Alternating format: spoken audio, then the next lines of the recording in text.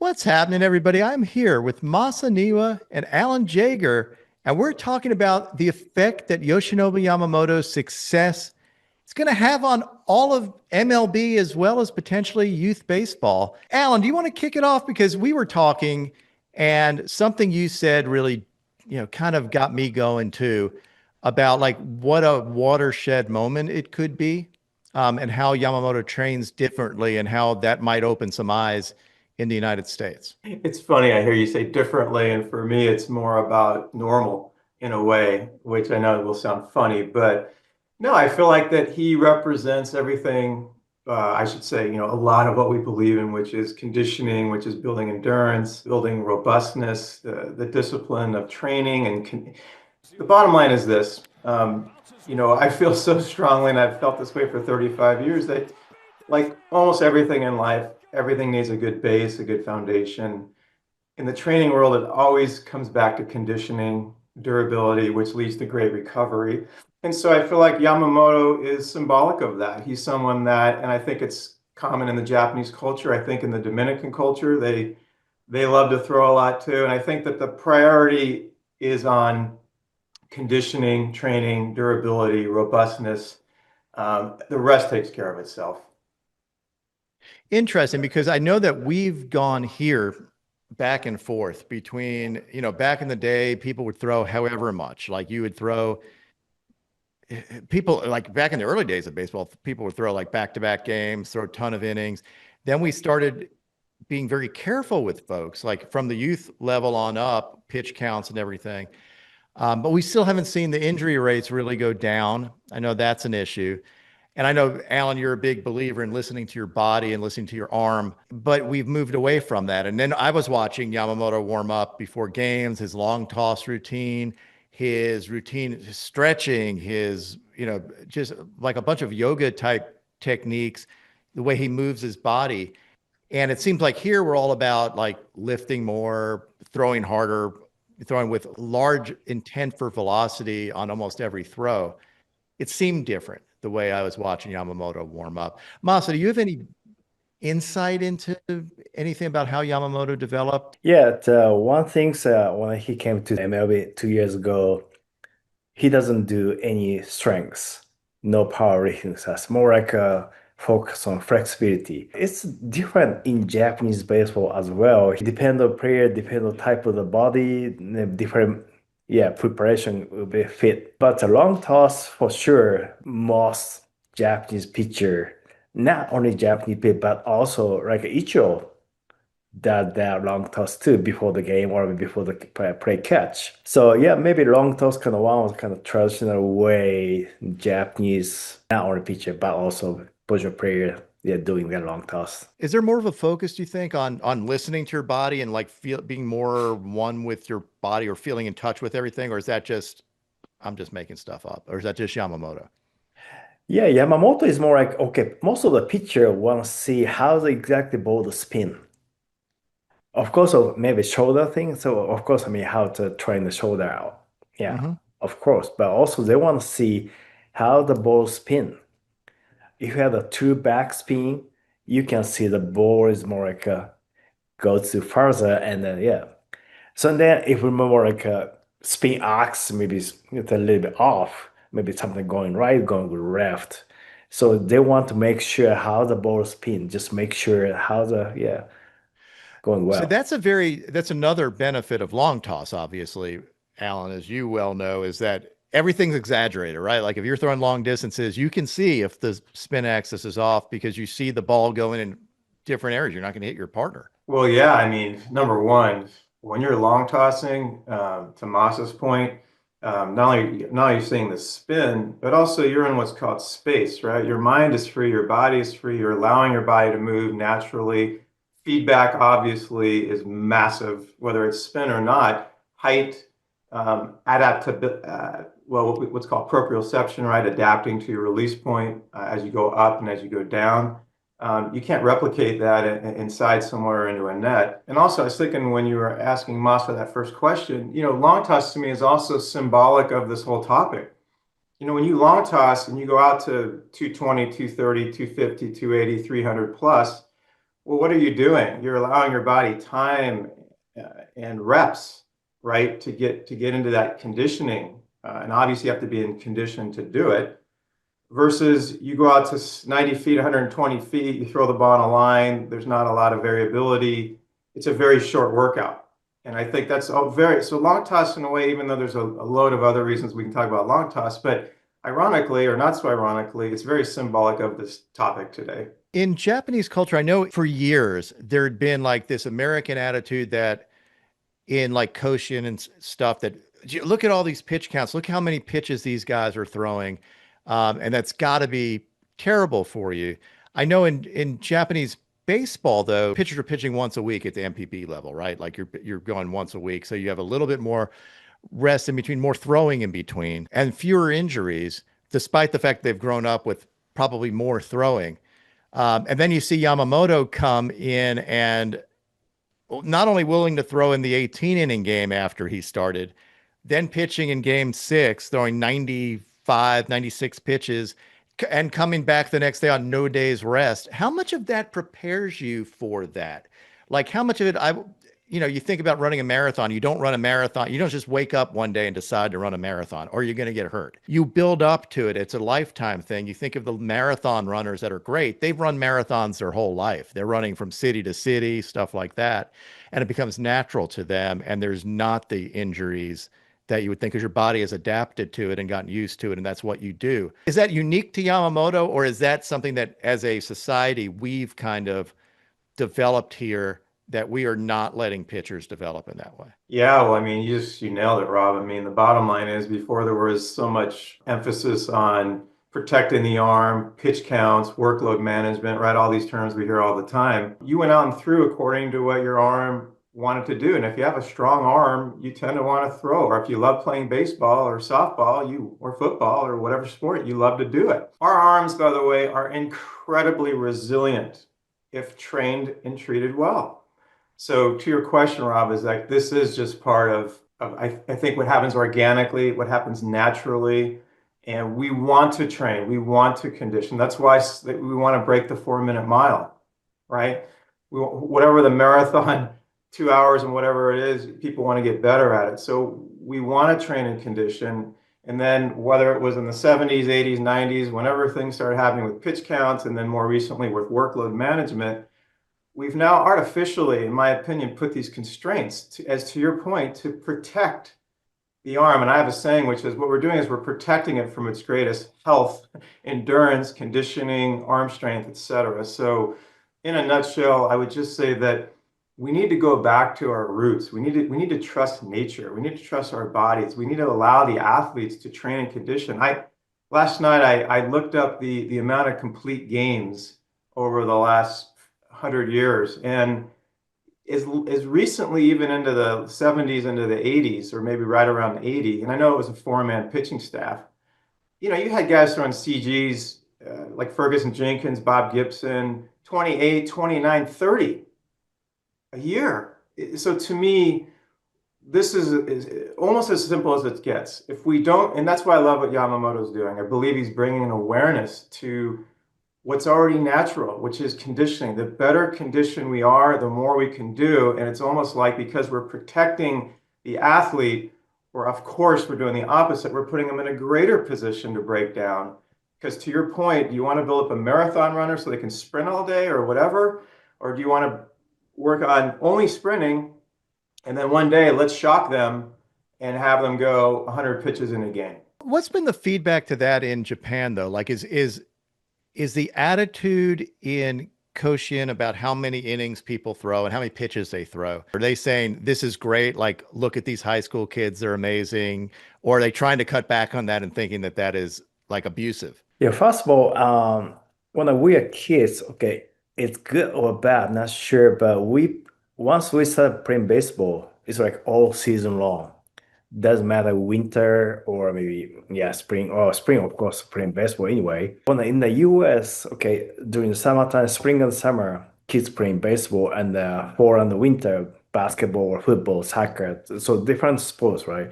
So when we start playing baseball, just playing baseball all year long, that was maybe one of the things kind of playing catch, playing baseball all year long, that maybe help your body maybe. And but one coaching is a totally different story. As Aaron can mention about the coaching mentality, it was really crazy actually. Like sometimes you have a pitch like 800 pitches or like 900 pitches or one tournament. In the past, like you have to like dice match like a pitch 4 straight days, something like that, and every day complete the game. So that's not there anymore, but still every weekend, if you can prospect, you have to pitch Saturday and Sunday, and then you have to build up. But once you become a pro, just only once a week, and you try to complete the game, finish the game. Yeah, that's another kind of aspect to help How pitcher. is the throwing between starts? Like, what do they do between starts? Is there a bullpen day or Yeah, several bullpen days? maybe twice. Mhm. Twice maybe bullpen day, but I'm not sure how many. But yeah, same as here, but 30, 35 pitches. But like Kenta Maeda pitch only like 15, the bullpen session. So yeah, of course, maybe depend. But once a week and 100, maybe up to 20 pitches. So in the 4 days rest here after 100. And then typically long toss in between and other, Yeah, that's always do. yeah. As I said, not only spin things, more like just how the body works well. Just make Mhm. sure. Yeah, if there's something wrong, okay, something shoulder issue, elbow issue. Yeah, Did you have any feedback on that, Alan? What little I've seen with Japanese pitchers, it just seems like they love to throw. It doesn't mean they're throwing with high intent. It doesn't mean they're throwing to look at the Rapsodo for the day. They like to throw. I'll never forget, I was at UCLA and I watched Kaz Matsui come out around 10 a.m., who was a position player, to Moss's point, not a pitcher. It might have been an hour before he even got to his throwing, and then it was forever. And it wasn't like he had to go 300 feet, but he just a lot of arc, a lot of stretching, probably to see the rotation on the ball. It just seemed like a walk in the park. It was just part of the day.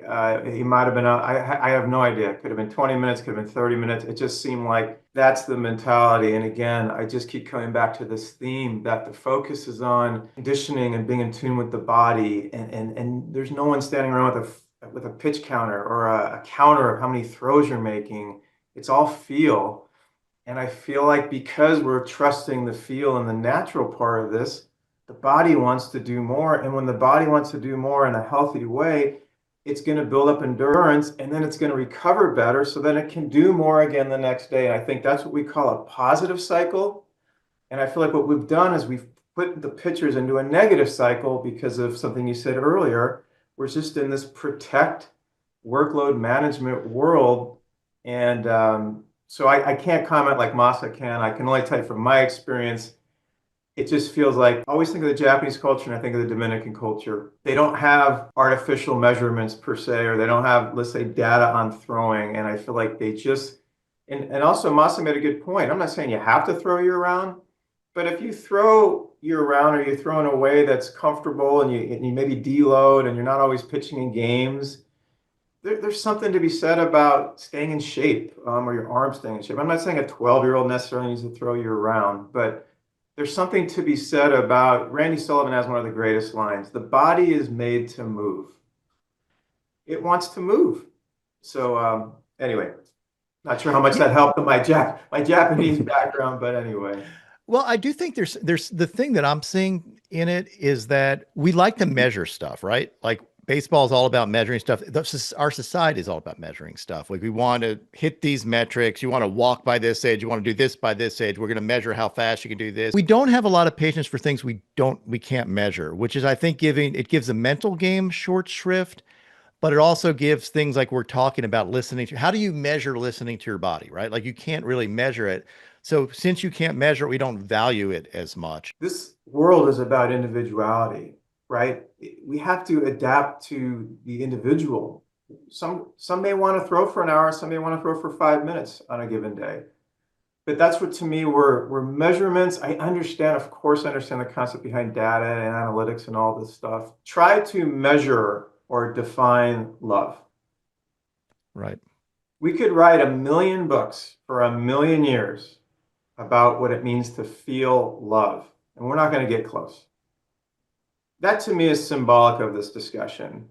Every athlete has their own innate movement patterns. They have their own innate feel for what works for them, conditioning wise, right? Why do some guys like to throw for an hour, whatever? Why can some guys throw BP forever and some guys can't? So we have to get back to this individuality piece, because we cannot measure. We can spend all day long getting the analytics and data on workload management, and that can hurt somebody because we think we know it's better for them. We have to empower the athlete. We have to do a 4-hour, eval on them with questions so that we know them, like the back of our hand. And then even then, we have to trust the process and trust, especially if they come from somewhere, a culture or a college program where they got into unbelievable throwing shape or conditioning to where they roll out of bed and that's what they do. So sorry for the tangent, but we have to get back to the individuality. You're right. We love numbers. We love to project. We love to know. We love knowables. But my point is that we have to start tapping into the unknowables or the trusting of the individual. Well, in Japan, actually, pro game, games are like 6 in Japan. So players usually show up like noon, 1, and actually start a pitcher, start actually conditioning, not only play catch, maybe run, short run, or maybe shuttle run, whatever. It takes a couple hours actually. So a couple American players come from US and work out that way. More like practice is more important in Japan. But it sometimes help his conditioning. So, but in the US, in the MLB, players come like 3, 4 o'clock and come out for shag. And of course, just pretty much play catch. So, but if you play 6 months, 7 months, I don't know which is better. Maybe, it depends on players though. Always they argue, which is better? Well, a lot of Japanese player complain that's a workout practice too long. So there's less, they spend more time at the park warming up, and it's almost like the whole day's there versus just coming in and that's what we're going to do. We're just going to throw, we're going to get warm up, and get ready to play. Also, spring training. During spring training, workout from like 9 to 6. So in the MLB, probably 9 to 11 and play golf afternoon. That's a good point. There is a big difference in that. I know pitchers love their golf, but there is something to be said about maybe throwing a little bit more and stuff. And you see, like, we're compressing everything into such a tight range that we're so, does that in itself put more stress on you? You know what you're like. If you have to do something real quick and you have to get it done real quick, there is more stress on you. I don't know what they're doing now for sure. I went to spring training for at least 20 straight years, mainly on the backfields. And this has gone away for the most part. But symbolically, Rob, to your point, they had 10 minutes. Some of these throwing programs for pitchers, it's not even for position players, of course, it's not great. 10 minutes, which is 5 minutes a person of throwing, and then the ball is in the air and there's an exchange from from glove to ball to hand.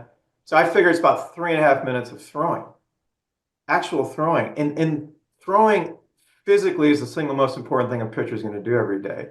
Now, I don't know what it's like now exactly, but I get the feeling that now some teams have changed where they've opened that window up to 40 minutes or whatever, which I love. But you still get the feeling because the field coordinator, let's say, has to organize the plan every day, right? And you need to be here and you need to be there. And to your point, Rob, one of the best things I love about when we took our players through private lessons and long toss sessions is when they came back in and we were kind of done after 30 minutes of throwing and long tosses, we do flat ground and throw change ups or whatever. We might be out there for another 30 minutes. And to your point, Rob, the beauty, the things that come out of that extra time of throwing with low effort, but you're feeling stuff, you're working on stuff, you're backdoor conditioning your arm. Almost like why does a BP pitcher make 400 throws a day, 6 days a week for 40 years and not break down? Why do catchers make 500 throws in spring training from all the bullpens a day, and very rarely you hear about a Tommy John or shoulder reconstruction with a catcher? So yes, Rob, I love this topic today because it keeps coming back to these same themes, right? When you just take your time and your focus is on listening to your body, listening to your arm, throwing, right? Doing it at your own pace, not because of data, not because of a clock. And to me, that's one of the most beautiful things about training and throwing that is now feels like it's been pushed out the door. And that's sad. I mean, it is just sad what's not being discovered just because of this mentality. I wrote a note down here earlier about the topic today. Throwing is still king. There is zero way around that. You could talk all day long about any other modality. Throwing is king, and positioning athletes to throw in a manner where they can condition and build endurance and build tolerance and build adaptability so they can recover well is still king. And that to me is what's getting dramatically affected by trying to manage and protect the arm. Yeah, and I still come back to it's almost like being a parent, also having coached and having time frames. The compressed time frames do cause you to, it's almost like everything's a sprint, right? As opposed to pitching, it used to be everything's a marathon. You're pitching long games, you're going deep into games, you're doing, and our whole society is around, I have to be here at this time, I have to be here at this time, I have to be here. So let me get everything done I can in this compressed time. And in that way, you maybe learn a little bit less about yourself. Watching, like I spent all day at the stadium watching Yamamoto throw and watching, I mean, kind of everybody throw in the outfield. And you see the different techniques. Everybody was pretty different, but Yamamoto's very relaxing watching him throw and chilling out with Yada-san in the background, going, just giving him some suggestions. I can sit there all day just watching this dude chill. It wasn't any hurry to do anything. And with that, you watch the general movements. It's much different from the way we train here. Like not lifting weights. Weights are very intense. You're doing maxing out on stuff. He's doing all these stretches, standing on his head, bending over backwards, doing things that normal human, like I couldn't do. I'd break in half. But maybe I can't do it because I never grew up trying to do it. And maybe it isn't something that was ever encouraged with me. It's very eye-opening, the difference in training. And when you see it and when you watch it in action, it just jumps out to you. Actually, it's kind of funny. Yamamoto said after I pitched Game 7, World Series, he said, I didn't know I can do this. Yeah, right. So it was like yeah. Well, of course, it's first time for him too. That kind of, okay, 0 days less already. But yeah, he kind of broke finally he did it. And then he finally find out, okay, I have a different level. So by the way, Yamamoto, he may have been surprised the next day, but I guarantee you in his gut of guts, in his heart, it didn't surprise him that much because of how well he's trained. And that again is a massive piece of today, is that if you condition yourself the right way, you can do things like that. And I think deep down, he would not have been able to throw with the same amount of belief or intent if he didn't know in his heart that he was prepared to do it. I'm not saying there wasn't a part of him, I've never done this before, what's going to happen. I'm not saying that didn't, he's human. But I do believe that deep down, especially in retrospect, he was able to look back and say, I was prepared for that. Maybe I was still vulnerable in a way, but I was prepared. And I'll tell you why I believe that, because there's no way he throws 30-something pitches, topping out at whatever it was, 97, with the conviction he had. It's one thing to get out there and muscle through an inning, on adrenaline. Based on throwing out 90-something pitches the night before. But to me, that's another sign of how intuitively he knew he was protected because he was letting it go. And maybe it's part of it's the cushion, of course, as Masa has said as well. But I don't want to lose sight of that he was able to throw with freedom because intuitively he has been training in a way that he knew, being in tune with his body, that he was as protected as could be. yeah, actually, Yamamoto said after he drafted, from high school out of high school, and then at the minor league, one day he pitched like 5 innings, 6 innings, 100 pitches, and next 5 days he couldn't do anything. So, and then now, okay, after he pitched, next day, feel like, okay, I can pitch. That was a huge difference. I mean, 5, 6 years. It took 5, 6 years to get that level, but he feel, okay, now I can do that. So yeah, of course, 5, 6 years he prepared for that kind of moment. So yeah, that's a huge difference.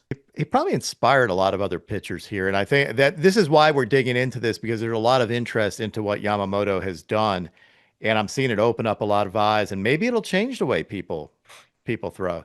Alan, do you have anything else you wanted to touch on? The main thing that I keep coming back to is a line I've been throwing out there a lot, which is, chase conditioning and your best velocity, your best feel, your best spin rate, your best vertical break will follow, not the other way around. We're in a culture right now, as you've mentioned earlier, where we're chasing velocity, we're chasing stuff, and there's nothing wrong with that, but put the condition, it's like a pyramid.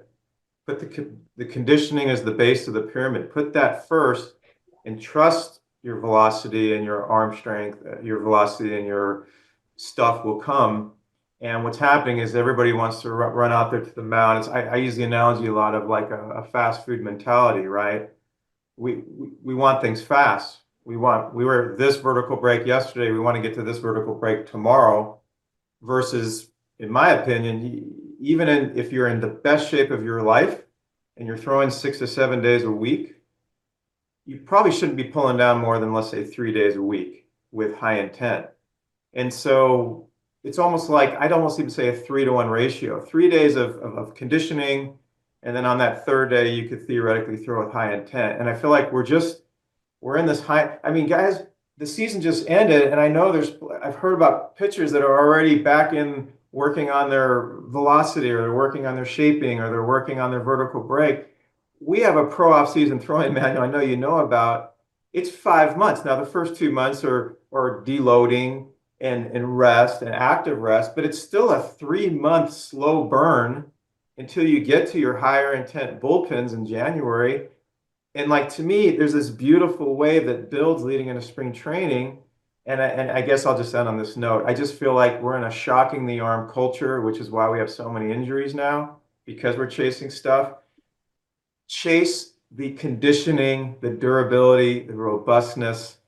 The good stuff's going to come anyway. That's the irony. Where can we get the throwing manual? It's free. It's online at jagersports.com. And we have a year-round throwing manual more for high school, college as well. That's not free, but the pro off-season manual is, and they can find out. We have so much free resources, as you know, on jagersports.com and on YouTube. Loads of stuff there. Yeah, great mental game stuff too, which I love. Like, all your stuff's awesome, dude. Thank you, brother. Well, thank you for joining, and hopefully people got something from this. Rob, thank you. Thank you. Masa. Nice meeting you, man. Talk soon. Thank you, Rob. Yep.